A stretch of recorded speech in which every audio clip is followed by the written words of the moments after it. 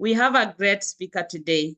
His personal vision is to enable professional and corporate leaders to discover, activate, and attain high-level expertise coupled with excellence. He is on Instagram, LinkedIn, Twitter, Facebook. Welcome our guest speaker, Okanda Eugine. Thank you so much. Thank you so much for that warm introduction. I sincerely appreciate. It's good to be here. Thank you, Paul, for putting this together and just making sure that I'm on this call this morning. I'm so privileged to be connecting with men and women of honor and men and women who are building their community. I just confirmed that you're able to hear me. Yes, we can hear you clear. Thank you. Thank you so much. Yes, we can hear you. Thank you so much. Thank you. Thank you so much. So, yeah, today I'm so much privileged just to be here and just connect with us, have a conversation that is not foreign to all of us, especially we who are championing change, who are possibly working in various platforms and offices and building the community, people of different walks of life. And I know some of us are joining us from different parts of the world. We welcome you. I'm joining in from Kenya, here in Karen, and I'm so much happy to be here. So I'll not want to take much time. It's just good to be here, and I'll want to connect with us directly with the topic of concern today. We are going to talk about productivity, planning and productivity. I don't know what comes to your mind when you hear planning and productivity. And I hope and pray that each one of us, at some point, we are planning and we are becoming productive, and we are maximizing opportunities and resources that are, given to each one of us. So in the course of this conversation, if you have any question, any comments, please drop it in the chat box. I'll be able to pick it up at the tail end of the conversation. I'll run this session up to around maybe 5 minutes before 8 or 8 thereabouts. And then we'll use about 10 minutes just to have a conversation. If there are 1 or 2 questions to respond to, I'll be glad to take them up. Also, maybe if you just have anything that you need me to clarify on, something that is not clear, please make sure you just let me know so that we're able to move in together. So allow me to share my screen so that we move in together. And if you'll be able to see my screen, you just let me know. You can give me a thumbs up. Yeah. If you could Yeah, see. it's on. Thanks. It's on. on. Right. Great. Absolutely. So that's the topic we are going to have today. We're going to talk about planning and productivity, and just asking ourselves, how do we maximize opportunities and resources? I think something that maybe that was not mentioned. By God's grace, I was recently appointed as the Kenya United Nations Youth Delegate, and what that means is that we are putting together mandates and demands that you're going to table at the United Nations General Assembly this year. And it's quite a task. You all know that our state leaders, especially in the global south, have quite a bit of work to do, especially in terms of getting the youthful energy on the right table. So we are looking forward to harness conversation around increasing youth participation in key decision-making process, and also just calling upon the member states to reduce youth unemployment, which is quite rampant, especially in the global south. And also we are looking at youth peace and security. How do we engage the youth, especially in terms of conversation around peace and security, which is becoming a rare commodity in the global community. And we pray that, I hope and pray that where you are continuing to pray for peace, and you're continuing to champion peace. Because without peace, we cannot gather here. Without peace, we cannot achieve the Sustainable Development Goals, including the Africa Agenda, which is quite far away from us at some point in some countries. But we hope and pray that as we continue to live and as we continue to becoming who God wants us to become, we'll be able to reach to that place. And maybe just to say, even before I start, I hope and pray you're not just living within your payslip. You are doing something more than that. You are making the community of people around you better. That every single day, your commitment should be that you are making someone happy, you're making someone becoming better in some way. And someone said, in a world where everybody is championing to become something, be kind. Be kind in that office. If you're an executive director, be kind in the way you approach your colleagues. If you're a janitor, clean that office like no one will ever clean it. If possibly you're a driver, drive and make sure you're doing your job with the best mindset, so to say. So allow me to intrude into your code. So at this point, I just want you guys to have your mics on, and I'm just going to allow us to engage and talk. A bit much of this conversation is going to be more interactive. So I want to ask you, what is this car model? Who knows what this car model is? And if you have one, just let us know. If you have one, please let us know, and we can ask you to fund our government a bit. Yeah.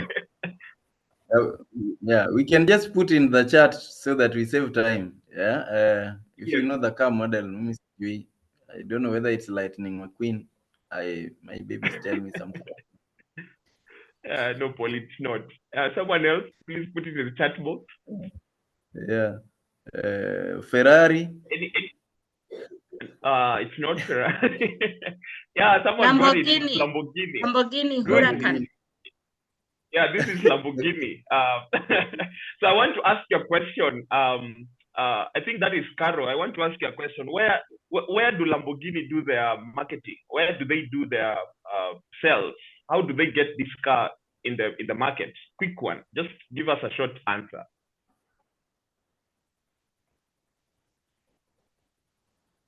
I don't know. It's from Italy, but I don't know how they do their sales. Someone is saying Italy. How do they? Have you ever seen an advert of Lamborghini on Citizen No. TV? No.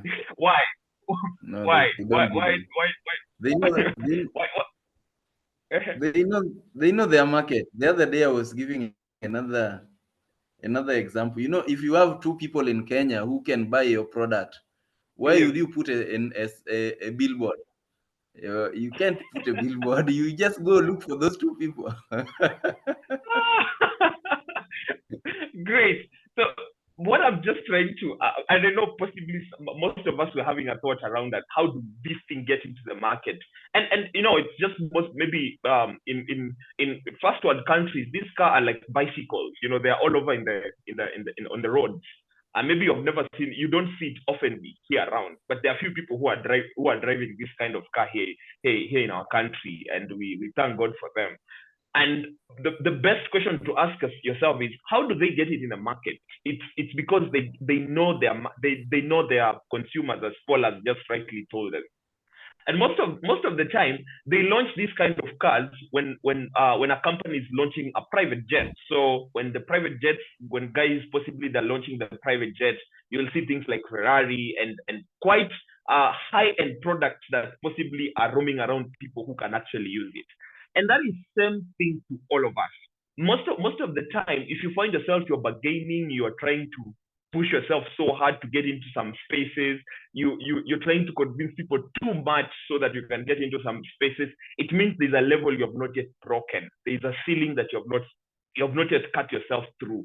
And this comes by time. You don't just wake up one morning and you have this kind of high-end productivity. You have to commit yourself to some pattern of behavior, some particular mindset in order for you to get to that level. Now, of course, when we talk about planning, we are talking about a systematic approach where an individual or an organization takes an organization takes time to define its goal. So first of all, you need to understand, what are my goals? What are my objectives? What is the overarching vision of what I need to achieve as an individual or as an organization? And you commit yourself to some principles and patterns for you to be able to achieve those specific goals. So most of the time when you're planning, you are setting these goals and you're figuring how to achieve it. So there is the process of setting the goals where you sit down with yourself, or you sit down with your community, your team, your leadership team, and then you try to figure out by the end of this year, what should we have achieved? What are the goals that we need to make sure that we achieve? Suffice to say, when you plan, you have to be organized and then you have to schedule. So there are three perspectives when you talk about productivity. There's the sense of planning, where you sit down with yourself, you set defined goals. I don't know, we are here and we come from different walks of life. We are championing different issues and things, but you need to have specific goals. And of course, this is not a foreign terminology to all of us. And then secondly, you organize those goals. So in order of priority, so you ask yourself, what needs to come first? And then, of course, you have to organize these goals. If you are working with a company like myself, you are possibly working with an organization like myself, you have to break down these goals into quarterly plans. So you say in the first quarter, this is what we are going to do, second quarter, third quarter, and all that. And then the third principle is scheduling. So every goal, when it's organized, it has to be given timelines. And scheduling is basically asking yourself by when are we supposed to have achieved this goal? So when you talk about productivity, so to say, in terms of planning, organization, and scheduling, there is the aspect of what are you planning? What are you planning? And then the how. Now the how is organizing those specific goals, and then scheduling is the when. So you're tagging a timeline to each of the specific goals that you have set. Now, when you talk about productivity, this is very interesting. Productivity is defined by two key terminologies. So there is the aspect of consistency and efficiency of accomplishing set goals or tasks. So there's the aspect of consistency. I've come to realize any time in my life where I have had intermittent kind of performance, I don't achieve my goals. So if I have this pattern of life where I'm intermittent, this time I am here, the following day I am here, and of course that happens after a period of particular time, you will never achieve a sustainable growth and development as far as your growth is concerned. Also, when you talk about productivity, is you asking yourself, what are your performance gaps? What are the gaps in your space? And what are you doing to make sure that you're closing those gaps? You'll find that most of the performance gaps that catch us is that we don't plan adequately. Number two, we don't organize effectively. And number three, we don't schedule appropriately. So you don't organize as far as that is concerned. You don't plan, you don't organize, and you don't schedule as far as that is concerned. And one of the other things that, as we look at it at the tail end, when you are in a key decision-making platform, or you're the one that people take decisions from, most of us, we fail on delegation. So there is planning, organization, scheduling, and delegation. So delegation is basically asking yourself, who can do what? And when you figured out that, you have to make sure that you make the thorough follow-up as periodically as possible, so that you make sure that those goals are achieved. This is the catch. Every time I've come to realize that if I delegate and I don't, first of all, I don't delegate to the right person, but also secondly, I don't delegate and I delegate and then I don't follow through. Most of the time, the goals that I've set, most of the time I don't achieve them. And maybe here it's just because we're talking about you as an individual. Most of the time, you need to ask yourself, what time are you supposed to do? When are you supposed to do what? You'll find that when you talk about planning and productivity, something that is so key, you need to ask yourself, when does your day start and when does your day end? When you have mastered when the closure of your day and the start of your day, you will be able to maximize on your day. But most of us, we find ourselves, we don't have a specific pattern of how things need to happen. And of course, this is not a platform that I will want to tell you sleep for 7 hours, work for 18 hours. You need to make sure that you understand your body science. How does your body operate?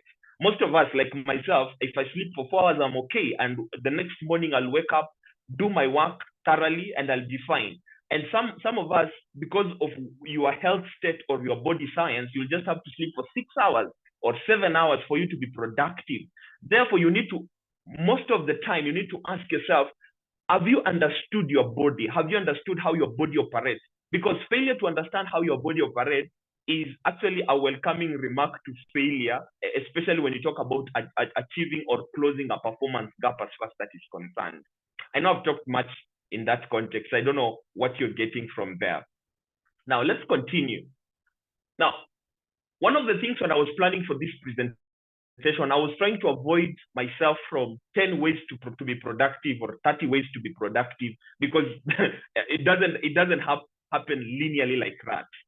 And one of the things I just wanted to ask us as far as our conversation is concerned today, number one, if for you to hack the place of being productive, especially as a professional and as a person who wants to be to build a legacy in the marketplace, you need to ask yourself, are you where you're supposed to be? If you do a personal analysis, can you confidently say that you are where you're supposed to be?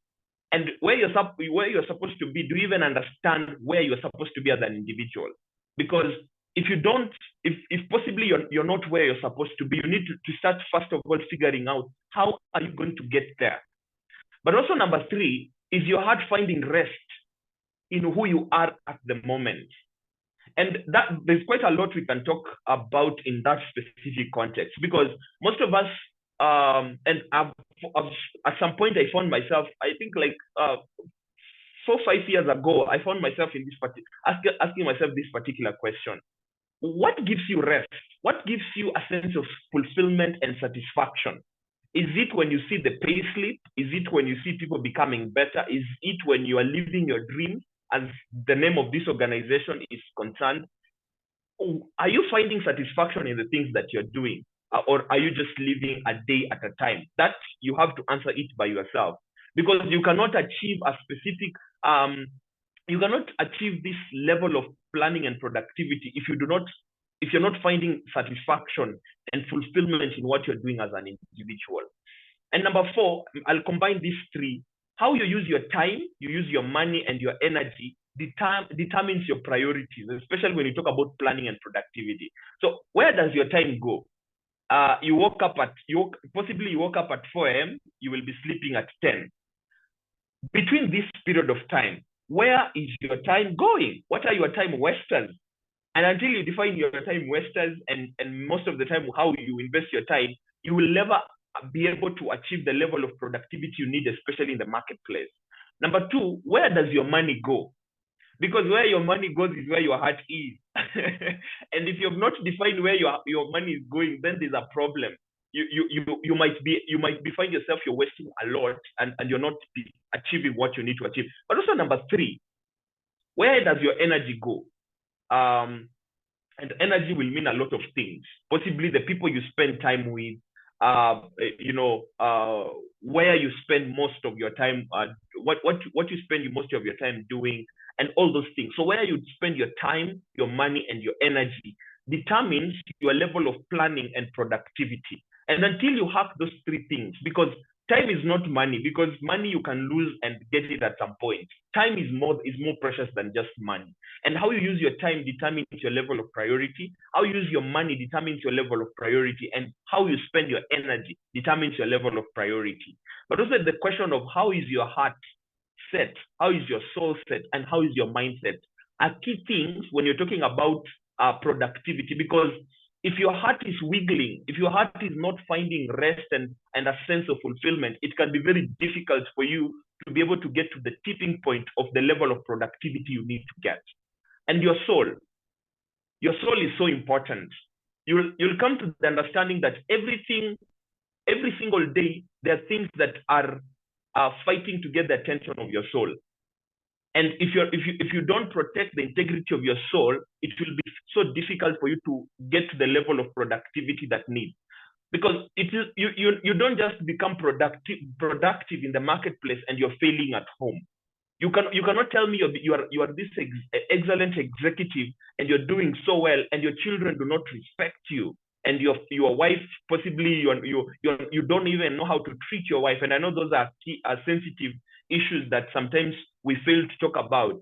But you need to have, and I'll mention it in the course of my conversation, you need to have holistic productivity. Holistic productivity means you have not compartmentalized your productiveness. You're not productive at work and then you're very unproductive at home. You're not unproductive at home and then you're very productive at work. So that is also key for us to ask ourselves. But also the last thing, what is your life's purpose? Because if you're going to plan and become productive, you're going to be productive on the area of your purpose. And until you hack your purpose, productivity and a sense of fulfillment is going to be very hard to hack. And let me just bring to our attention a few things as we come to a conclusion. Number one, you never plan beyond your mindset. So one of the things before you think of how, I need to make sure I have a proper plan, I need to be productive, is asking yourself, does your mindset attract such kind of conversation? Because no one grows beyond their level of mindset. But number two, your mindset attracts the right opportunities and people and resources. So even when you talk about you're sitting down to plan, your mindset is in the state whereby it can steward the specific opportunities that comes your way, the people that comes your way, and the resources that comes your way. Jim Rohn says that if you take all the money in the world and you distribute that money equally, and you give it a specific period of time, that money will go to the same pockets. Why? Because the mindset does not steward the kind of resources that kind of resources that possibly you've been given. If today I come and I give you 10 million, if you don't have the right mindset, that money will just dissipate and you'll not even know where it went. But also number three, no one is productive beyond the ability to make life-altering decisions. If you're going to be productive, you have to have the discipline, the agility, and the nimbleness of mind to make some life-altering decisions. And here I talk about the decisions to close your performance gaps, the things that makes you very unproductive, either at home or at work. When you talk about your health, and maybe quickly I'll mention 5 areas that you need to make sure that you are as productive as possible. And if anything, you need to every day make decisions that will make sure that they safeguard these 5 spheres of your life. Number one is your spirituality. Either if you're a Christian or not, your spirituality is key. Number two is your mental capital. Your mental capital is very important because how you think is how the world is going to talk to you. And then number 3 is your physicality or your physical capital. Let me tell you, when your body decides to make you not to wake up, you will not be productive. Therefore, you need to have routines when you are working out, you're pushing your body to the limits to make sure that your body does not slug. Number 3 is your social capital. Your social capital is defined by the kind of people you attract in your space. And that will actually augment your productivity rate. And most of the time, someone actually says, if you buy everything with money, then you're poor. So that is also very important for our discussion.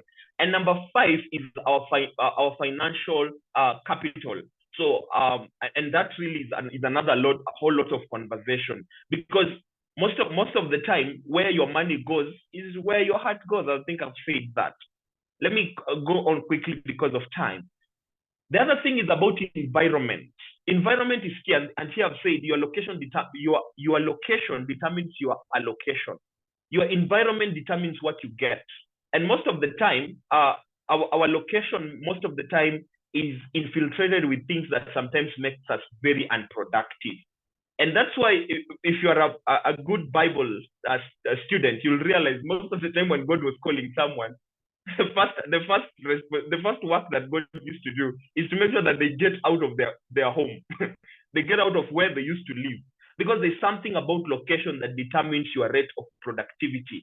And most of us, we are working and we are in places of work that is squeezing life out of us. We are not productive. We are not living the kind of life that we need to live because our location has a problem. But the last one, you can only be productive in your area of purpose. And therefore, purpose becomes very important. And I hope and believe this is a conversation we have had on this platform. Because purpose is so key. It is the reason why you are made. Some of us, we are engineers, we are doctors, we are accountants, and all those amazing careers, not just to make money, to make the world a better place. And that is a question that you need to continuously ask yourself as an individual. Let me skip that because of time. Let me also skip that. So how do you make sure that you continuously become productive and you are continuously planning and maximizing opportunities and resources? Number one, I think I've mentioned this: set clear goals. Ask yourself, what do I need to achieve, and how? Because most of the time, what we need to achieve is defined by why we need to achieve them. It is Simon Sinek who said that people don't buy what you do, people buy why you do it. And why you do the things you do will determine your level of commitment to those specific things. But number two, I don't know how I can say this, but if you can get this right, it will save you a whole lot of problems. Prioritize your tasks. Prioritize your task. And someone, there's a principle called Eisenhower's, where they prioritize based on urgent and important metrics to determine tasks that are most critical. So what is urgent and it's important? Some things are urgent, but they're not important. And some things are important, but they're not urgent. So you need to ask yourself, when you're sitting down to plan your day, to execute your day, ask yourself, using this principle, what is urgent and what is important? It can be urgent, but it's not very important. But also it can be very important, but it's not very urgent, so it can wait. But also it is very urgent. It needs you to work on it right now, but it's not important. And most of the time, all of us, we contest with those kind of realities in our daily life. Number three, create a plan. Have a plan. One of the things I train people doing is crafting a vision board for organizations, for companies, and for individuals. And when you're doing a vision board, I every year I sit down with myself and I do a vision board just to make sure that to know where I'm going, how I'm going, and when am I going to get there. So when you're planning, you're asking yourself, and I think I missed to mention this. You start with your why, you get to your what, you go to when and who. If you're working in a place where you delegate, you need to make sure that you get who is doing what. If it is you, you need to make sure that you build an accountability mechanism so that you follow through on what you need to follow through in your individual and daily tasks. The other thing is use time management techniques. So there's a technique that has been actually promoted quite a lot. It's called Pomodoro technique, whereby you work for every 25 minutes, you take a 5-minute break. And there are so many techniques that you can actually find them online. But you need to ask yourself, what works best for you? For some of us, our concentration limit is 45 minutes. So within 45 minutes, can you hack the things that you needed to hack? Can you push yourself to make sure that you're able to achieve the things you needed to achieve? So for me, I do 40 minutes. So for 40 minutes, I'll commit myself to doing a thing that I need to do. Now, this is the catch. Most of us, you're seated down to do a task, and then you're working on your desk and you remember, oh, I needed to send a text. And then you pick your phone, you start sending the text message. The moment you pick your phone to send the text message, you have distracted yourself from what you are doing. Now, what you need to do when you're working, and this is the technique that I use, make sure you have a plain paper or you have a notebook. The things that comes to your mind that needs to be done, write them down. Sometimes it can be take water. You forgot to take your water. So I'll write down, take water. And after I've done with doing what I was doing, I will go check and just go to my fridge. If I'm working from home, go pick my water and drink. And then one of the things that you also need to make sure that we are helping ourselves, make sure you switch off notifications as far as possible. Notifications on your laptop and notifications on your phone when you're doing something critical and important. This is it.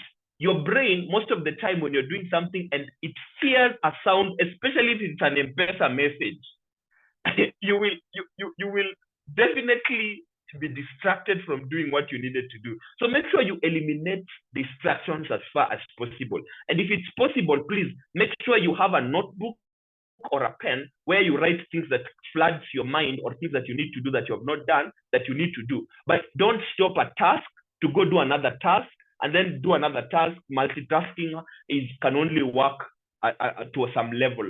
But when you're doing something important in your office or on your desk, you need to make sure that you're cutting out distractions as far as possible. Delegate tasks. Build a strong team. Leaders are known by the people that serve or work around them. And if you want to be a better leader, build a better team, because a leader is defined by the community of leaders around him. The leadership community of a leader defines the authenticity and the vibrancy of that leader. So make sure you're delegating to the right people, the people that you have built, the people that you can trust, the people who you know can do what needs to be done. The other thing is just stay organized. And this thing about staying organized, I've come to realize anytime you are working, and maybe if you're in the office, just look around your working desk. If your work desk is cluttered, and sorry to say this might sound bad, but the cluttering of your desk sometimes depicts your mind. The organization of your mind will determine how the organization of your space. If you're finding yourself, you're disorganized, you put everything everywhere, that's actually how your mind operates. Because most of the time you'll realize you are able to pick a task and be able to do something quickly because your mind knows this is where I'll get this file. Even on the organization of your desktop. If files are everywhere on your desktop, you'll find it very hard and difficult to get a particular task done. So the question is, have you been able to stay organized in your mind? And that's why I started with mindset. If your mindset is not organized, your working desk, I've worked in some offices and I'm like, whoa, where is this place? Because this person is so disorganized. You find a cup of tea is on top of his notebook. Everything is just everywhere. And you find that is a disposition of their mindset. So save yourself by first of all becoming very organized as fast as possible. The other thing is set realistic deadlines. Don't push yourself to and don't have unrealistic expectations of yourself. Set real deadlines. If you know this task will take you 2 weeks, just tell someone I'll take 2 weeks. If they're not comfortable with that, let them be. You're not doing it for them. And sometimes, of course, there are moments you'll really need to work yourself up to make sure that you are getting to some deadlines. And that does not mean that you need to make sure, that does not mean that you don't need to make realistic goals. It just means that there are outliers, moments of outliers where you need to push yourself very hard to make sure that you're achieving a certain task or responsibility. But with all due diligence, make sure you set realistic deadlines. You know, where I come from in the culture that I have grown up, many people work with deadlines. So when the time catches up with them is when they really work themselves up. Make sure your schedule is as free as possible to make sure that you need to do the things that you need to do as fast as possible. But also seek advice. Because this is a disease actually. Lack of planning and lack of productivity is a disease. So most of us, we just need to sit down with a coach and someone who can help you break the day into small bits so that you can start eating you can start eating your frogs systematically every morning. So seek advice. It does not mean you are created that way. It just means the culture where you are, the place where you are cultured, where you grew up, that's the disposition they gave you. But you can seek advice and free yourself. Continuous learning. Make sure you get a book on planning. Make sure you listen to videos and content on productiveness and planning. Because of course, 40 minutes were too little for me to break down and to make sure that we have, we're able to break down the anatomy, so to say, of planning and productivity. But you can continuously get books on planning, get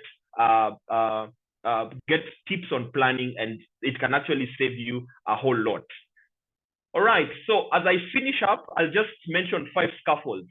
Scaffolds means these are the things that are, if you've been on a construction site, when a building is being constructed or a story building is being constructed, you'll find poles around the building, and these poles help the constructors or the engineers move from one place to another. Your scaffolds are going to be 5, and of course this is just limited. There are quite a lot that I can say here. Number 1, stay disciplined. No one rises beyond the level of discipline. No one is productive beyond the level of discipline. No one plans beyond the level of discipline. Number 2, consistency and commitment.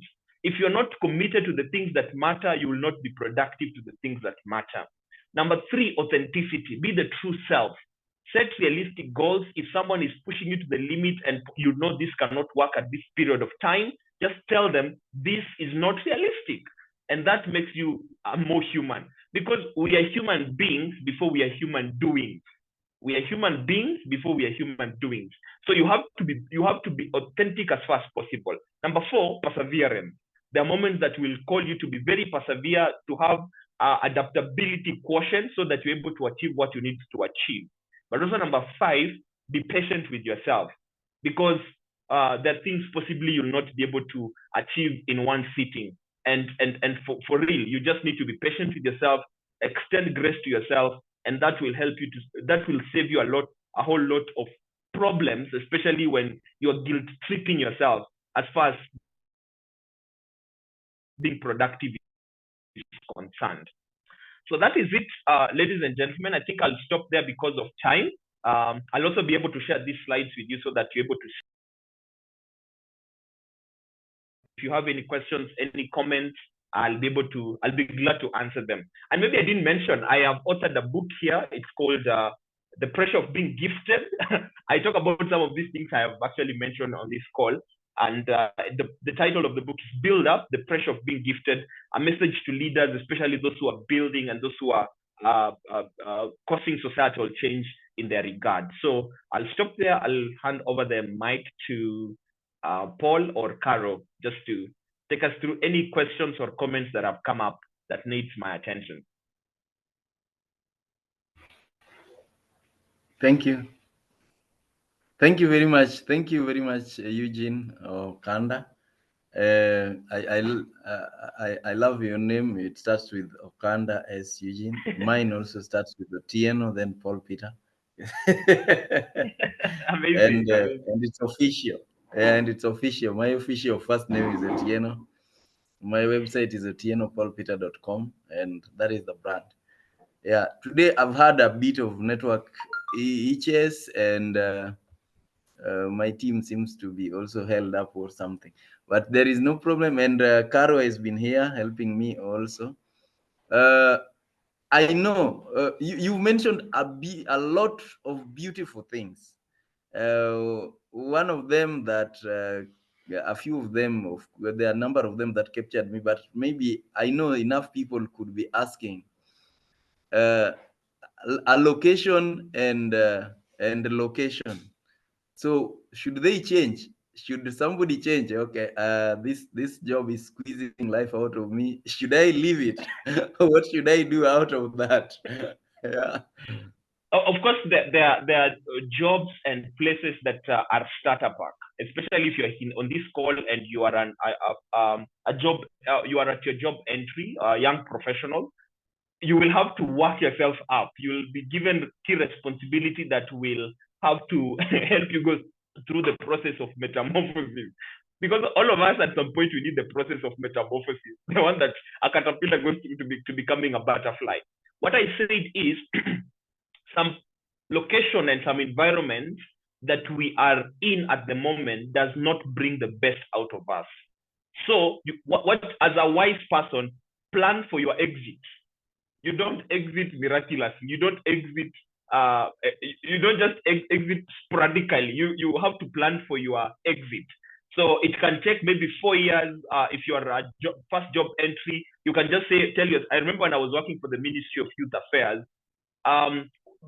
Between between the 4th and the 6th month, I was doing things that I was not called there to do. And you just have to persevere. And I talked about perseverance.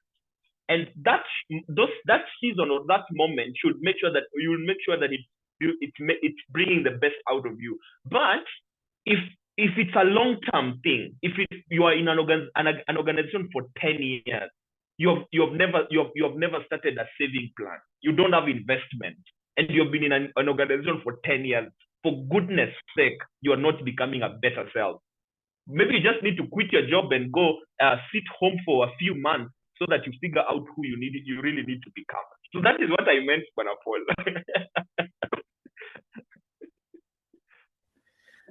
Thank you very much. Yes, Nashami, you can read the next questions if they exist. Yeah, I can start with Susan's question, and thanks Eugene for that wonderful presentation. She also appreciates that.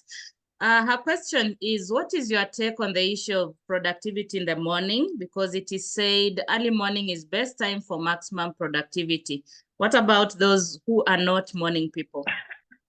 Absolutely. And that's what I said, Carol. Every one of us needs to make sure that we understand our body science. Please don't copy paste because your boss gets to the office at 6 a.m. You're trying to push yourself to be in the office at 5 a.m. That is his work plan, you know. That is how his body operates. There are people, it's because of circumstance. So they have a little child, so they have to wake up. They have to wake up early because possibly the entire night they've been up and about. But from a scientific standpoint, when you have rested enough, early morning is best because your mind is calm, your mind is cool, and maybe we need to have that conversation for another time. Morning routines, and you can read the 5 a.m. Club. There's a book on 5 a.m. Club. So make sure you get that, read the morning routines and stuff like that. So for me, maybe it can be, for you, it can be, you wake up and you do your exercise, you make sure you're cooling your brain, you're getting the right hormones to do the right job at the right time. So that's why the morning, because it's calm and cool, it becomes a more productive time. And then also in the morning, there's very few people, there's very few distractions, so to say. So you'll get very few phone calls if you're a phone call person and you work in such kind of an environment. So just understand your body science. There are people who work themselves through the night. I have a friend of mine who sleeps at 4 a.m. because between 10 p.m. and 4 a.m. they are working. And of course, they will go to the office, at 10. And most of the time, they don't do meetings in the morning. They do meetings in the afternoon. For me, I love doing my meetings in the morning. So just understand your body science and how it operates and how and what it needs to give you back as an individual. Yeah. So it falls back on, do you understand your body science? How does it operate? Are you a morning person? Some of us, if you try to be a morning person, you're going to sleep on your desk. And maybe for some of us, you are very productive at night when the world is quiet and the darkness is covering the world. And that is the moment you're very productive. Yeah, so that's what I'll say, Carol. Thanks, Eugene. I would maybe you can add a word to the question from Jackie Wall. Aware of those aspiring homeowners who found themselves living far away from their workplace because those are houses they can afford and they apparently spend half your life on the road. What is your view on that location? And then also talk about Odhiambo Lale's question, comparing working from home and working from office. For him, he discovers that he works best at home. So your view on that? Yeah, I didn't get the first question. I don't know if you might, if you don't mind, can just repeat it shortly. So she says that this is Jackie.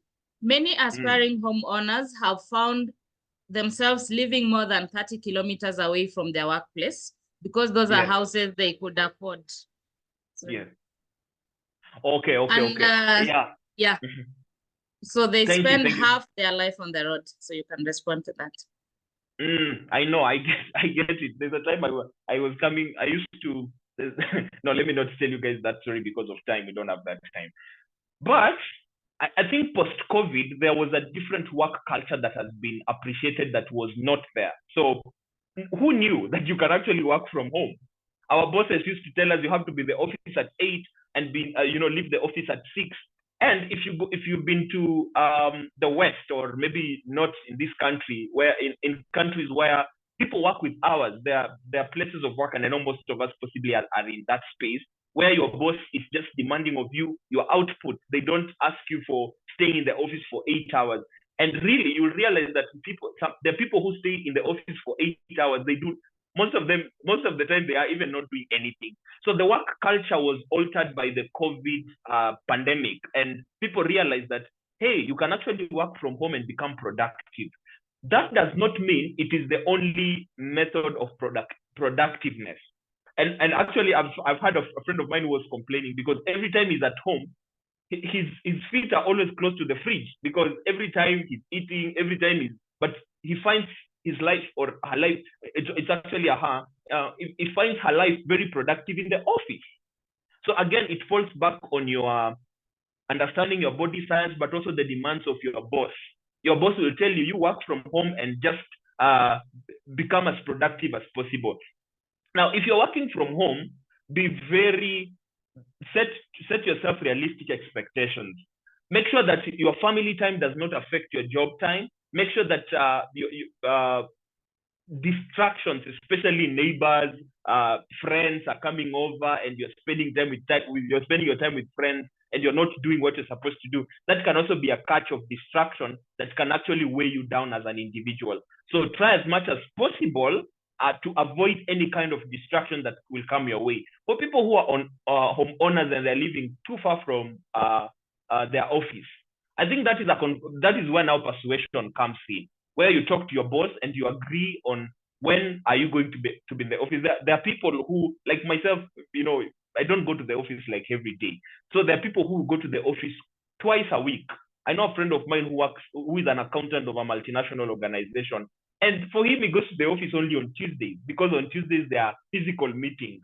But as an accountant, he can do his work at home and he's very productive.